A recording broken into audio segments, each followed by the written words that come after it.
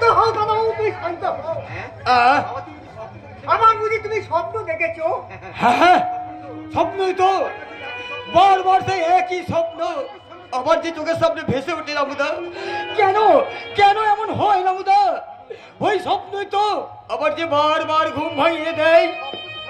স্বপ্ন তো সবাই দেখে দাদাবাবু, কিন্তু কিন্তু একই তো স্বপ্নকে বারবার দেখে না রামুদা।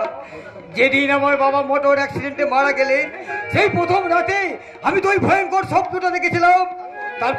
তারপর যখনই আমি একটু ঘুমাবার চেষ্টা করি, আমার এই অবচেতন মনের ক্যানভাসে ফুটে ওঠে ওই অভিশপ্ত স্বপ্নের জীবন্ত প্রতিচ্ছবি। তখনই আমি ভয়ে আতঙ্কে চিৎকার করে উঠি।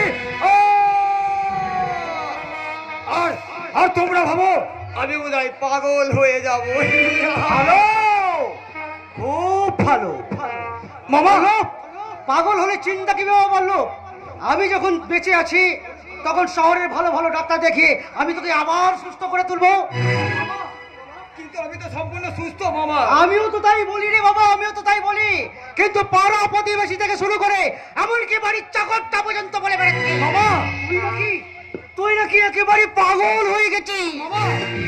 জানিস বাবা, জানিস তোর যখন 5 বছর বয়স, দিদির মৃত্যুতে, মানে তোর মা আমার দিদির মৃত্যুতে আমি এতখানি ভেঙে পড়িনি রে, কিন্তু জামাই বাবুর অকালে মৃত্যু আমি কিছুতেই সহ্য করতে পারছি না।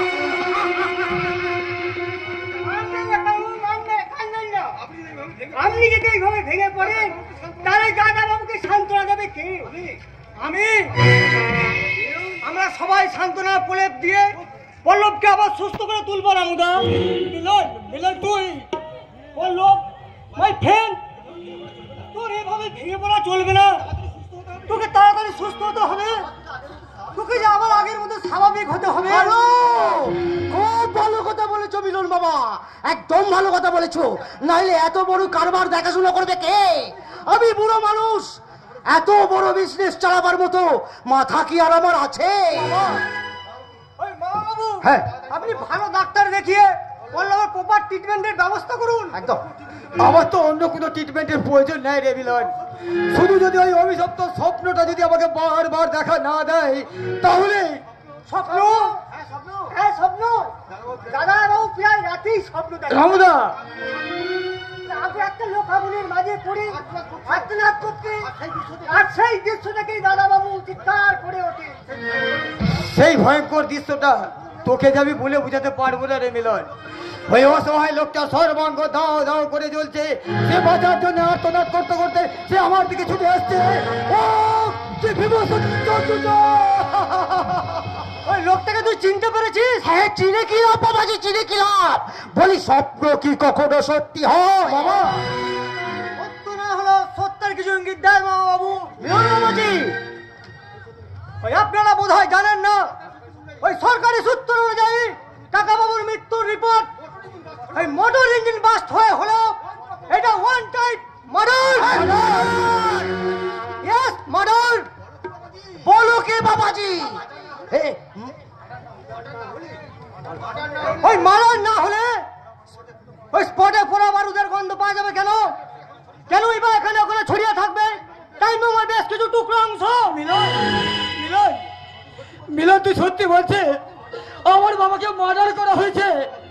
আমার দৃঢ় বিশ্বাস ওই গাড়ির মধ্যে টাইম বম ফিট করেই কাকা বাবুকে মার্ডার করা হয়েছে।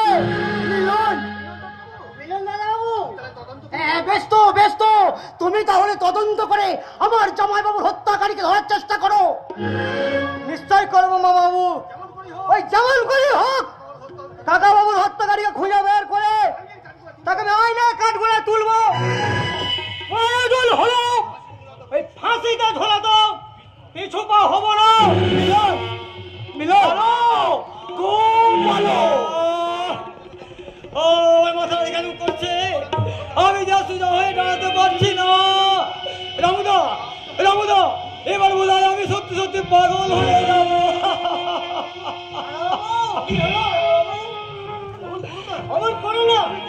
তুমি একটু শান্ত হও। কেন এমন হলো রামুদা? কেন বা কারাই আমার বাবাকে নৃশংস ভাবে খুন করলো? আমিও তো তাই ভাবছি রে বাবা, বললো আমিও তো তাই ভাবছি। তবে তুই মোটেও ভাবিস নে মামা। ওই তোর বন্ধু মিলন যখন তদন্তের ভার নিয়েছে খনি অবশ্যই ধরা পড়বে। মামা এই, তোর মাথা যন্ত্রণা করছে না? হ্যাঁ, হ্যাঁ। করছে তো? হ্যাঁ, দাও দাও দাও দাও। আয়, এদিকে আয়। আয়, এই নে বাবা। এই ট্যাবলেটটা তুই চিবিয়ে খেয়ে ফেল। হ্যাঁ, খা বাবা খা। ভালো, খুব ভালো ট্যাবলেট রে বাবা। নে খা খা খা। আমি আসলে দাঁড়াতে পারছি না। যা যা বাবা যা। এবার যা, একটু বিশ্রাম নিয়ে যা। এ রামু দাঁড়িয়ে দেখছো কি? যাও পল্লবকে ওর সবার ঘরে নিয়ে যাও। যা বাবা যা যা যা। ভালো, খুব ভালো। মানব জীবন ক্ষণস্থায়ী। আজ আছি তো কাল নাই। জয় নিতাই, জয় নিতাই। পল্লবের মাথার যন্ত্রণা যতই কমবে তত একটু একটু করে বাড়বে ওর মনের যন্ত্রণা। কারণ কারণ কারণ ওই ট্যাবলেটের সঙ্গে ওকে খাওয়াবি হিরোইনের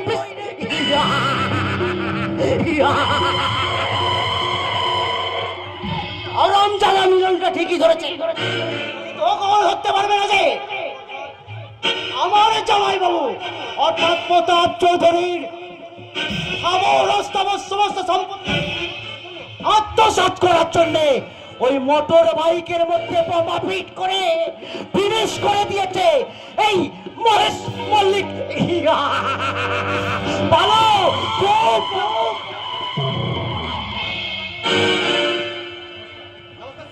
নমস্কার হ্যাঁ, কে? ও মালিক, তুমি এসে গেছো? ঠিক সময় এসে গেছে স্যার। এই দেখুন মানিকের কাজের কথা আর হেল্পের হয় না। ভালো, খুব ভালো, খুব ভালো টাইমে এসে গেছো মানিক, খুব ভালো টাইমে এসে গেছো। ওটা আমার বউ ও মল্লিকা। হ্যাঁ স্যার মল্লিকা। ওই আপনার ইয়েতে অভিনয় করে। যেখানে দেখিবে চাই উড়াইয়া দেখো তাই, পাইলেও পাইতে পারো মানিক রতন। শেষে তোমার বউটাকে নিয়ে এলি কেন? অন্য কোনো মেয়ে পেলে না? কি যে বলেন স্যার, আমি হলাম যাত্রা দলের দালাল মানিক সর্দার। আমার কাছে আবার বউর অভাব হয় নাকি? তাই বলে তোমার বউকে? হ্যাঁ দেখুন স্যার, এই আপনার কাজ বলে কথা, তাই যাকে তাকে নিয়ে এসে তো আর এরকম হয় না, তাই আমার বউকেই নিয়ে এলাম। ভালো, খুব ভালো ভালো। কিন্তু ও যে বিবাহিতা। ঘাবড়াবেন না স্যার, ঘাবড়াবেন না। আমাদের বিয়ে এখনো 1 মাসও হয়নি।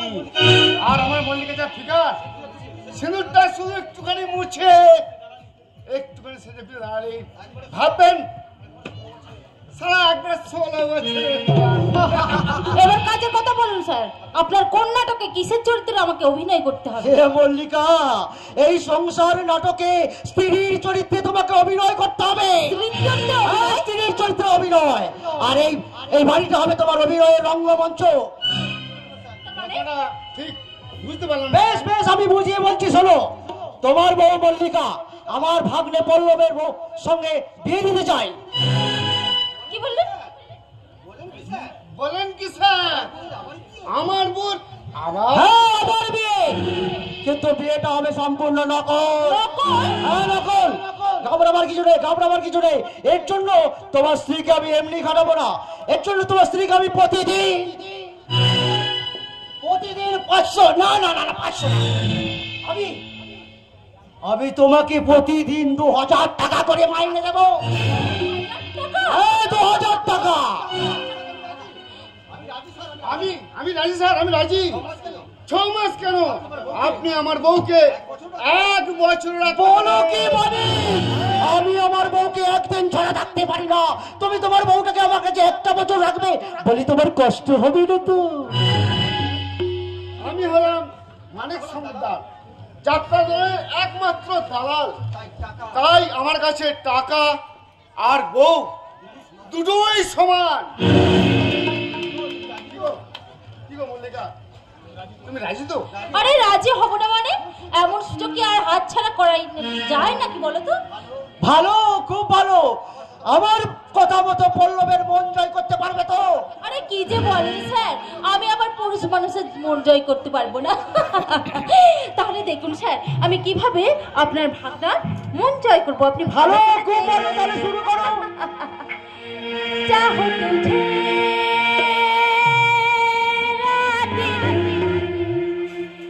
जीना नहीं तेरे तोड़ू साड़ी रस में, तोड़ू साड़ी कस में, छोड़ गुजर दुनिया